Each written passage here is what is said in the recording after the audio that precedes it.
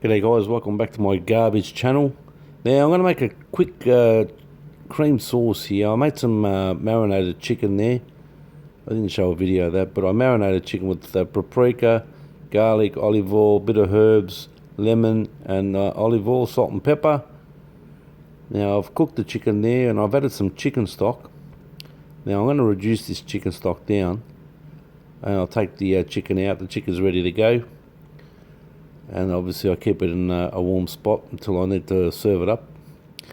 Now as you can see, the chicken stock's reduced. Now I'm going to add in about half a bottle of this cream. It's only a small bottle. I added a little bit there, and at this stage I had the stove off. Idiot me. But anyway, doesn't really matter. I'm going to reduce this cream sauce right down.